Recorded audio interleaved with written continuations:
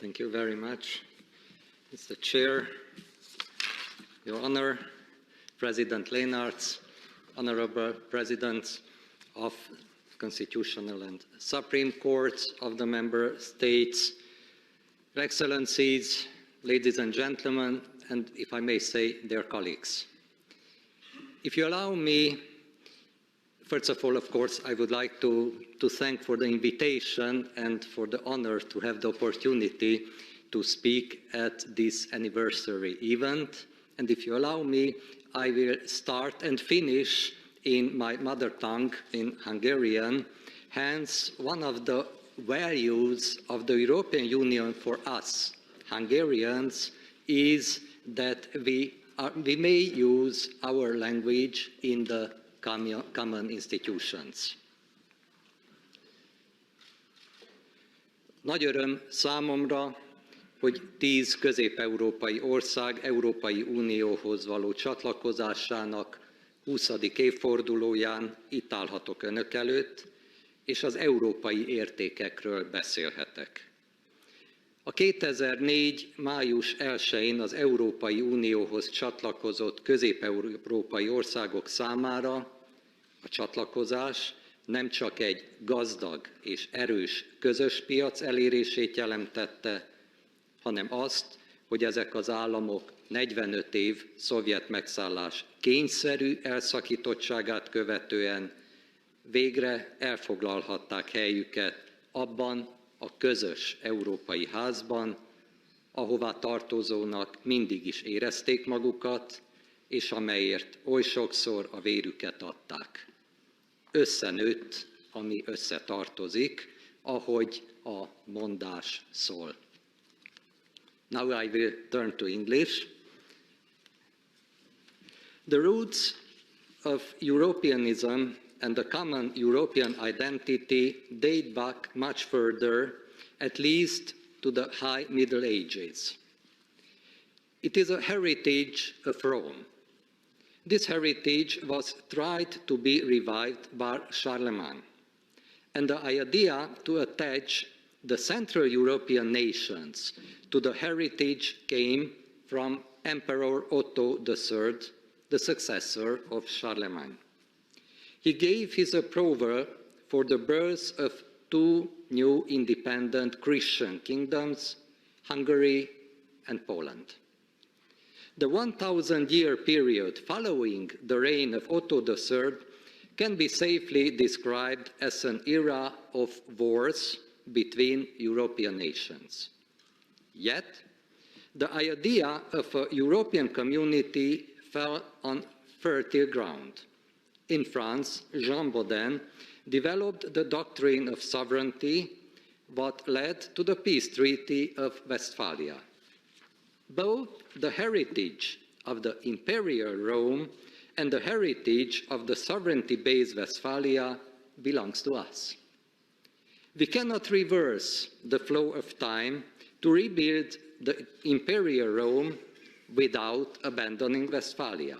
And we cannot reverse the flow of time absolutely to Westphalia without abandoning the community of Rome. The idea of a united Europe empire created by military and political means re-emerged from time to time since Charlemagne to Napoleon, but it always failed and left only ruins. However, a communal Europe flourished also until the First World War, not as a political entity, but as an economic and cultural one. Should we be surprised that the French Foreign Minister Robert Schuman returned to the idea of this former community that was destroyed by the world wars and proposed its institutionalization in his declaration published in 1950? The Schuman Declaration, which aimed to bring about peace between Germany and France, clearly stated that, I quote, "Europe will not be made all at once or according to a single plan. It will be built through concrete achievements which first create a de facto solidarity. This was the quotation. Schuman did not return to the idea of an empire, but to the idea of a European community, no longer explicitly focusing on a common Christian faith, but on peaceful economic cooperation, although Schuman himself, as a committed Christian Democrat, believed in the close relationship between Christianity and democracy. The creation of the European Union increased community objectives.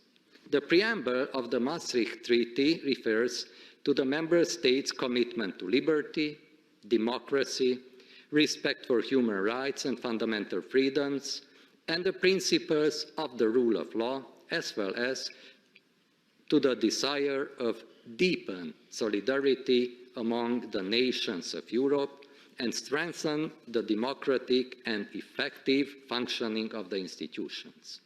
In line with this, Article F of the Maastricht Treaty stated that, I also quote, "The Union shall respect the national identities of its member states, whose systems of government are founded on the principle of democracy.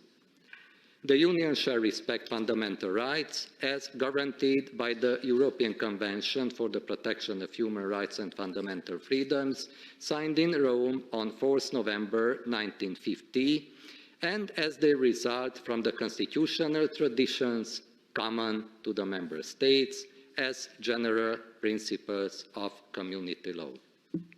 At almost the same time, during its 1993 Copenhagen meeting, the European Council laid down the conditions for accession. Article 3 of the Treaty on the European Union sets out the same values in relation to certain objectives of the Union, such as sustainable development, balanced economic growth, price stability and high competitiveness, full employment, a social market economy, high-level protection of the quality of the environment, scientific and technical progress, combating social exclusion and discrimination, social justice and equality, and we could follow this long list. The Maastricht Treaty and the subsequent treaties thus gave new policies in powers to integration bodies, but at the same time, by protecting the national identities of the member states and by affirming the principle of subsidiarity, the aim was to achieve ever wider cooperation between member states rather than to merge them into a centralized superstate. If this were not the case, could the question of common European values even be brought up? In that situation, the Union would not be held together by the cooperation of member states and union bodies, each autonomous in its own sphere of competence, based on common values, but by a bureaucratic organization. It has to be underlined that the application of community law and the enforcement of common values are not the prerogative of union bodies, but are carried out by national authorities and courts in the vast majority of cases. The national courts are in the best position to ensure that the Union's values and objectives are upheld in the most effective way with the selection of adequate legal instruments, as President Leynaerts always mentions. The Western, Eastern and Southern member states of the Union do not face identical geopolitical, social and economic challenges. In order to ensure common values in the long run, we must tolerate a situation where national specificities prevail to a certain extent during the implementation of the EU's objectives and rules.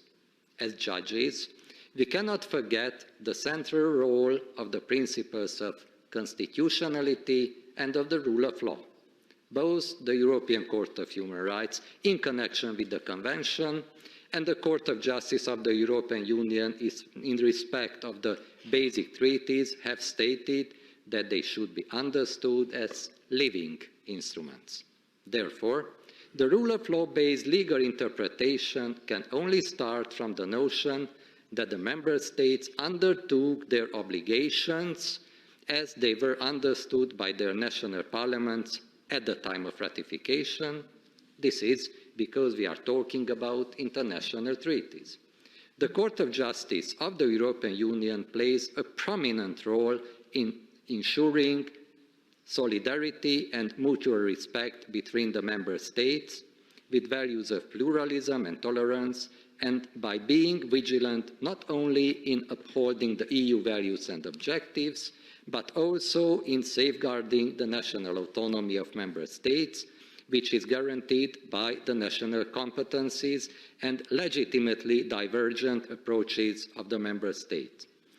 The Court of Justice of the European Union is obliged to point out the limits of EU powers and the scope of EU law too, as it has done in numerous occasions so far. The Court of Justice of the European Union and the superior courts of member states have a crucial role to play in preventing the Union and the member states from being tempted by the medieval model of empire building and in maintaining integration that requires more creativity, which already proved itself over the past almost 75 years and is based on values and the convergence of interests. The Court of Justice of the European Union is able to defend effectively the Union's pluralism and the principle of subsidiarity within the framework of the treaties, while the Supreme Courts of the Member States are able to ensure uniform application of EU law according to the criteria set by the Court of Justice of the European Union and to interpret national law, taking into account also the values and objectives of the European Union. And now I finish in Hungarian, but I will repeat in English. Ezt az utat követve egységben voltunk, egységben vagyunk, és egységben leszünk a sokféleségben. In English, following this path, we were, we are, and we will be united in diversity. Thank you very much for your kind attention.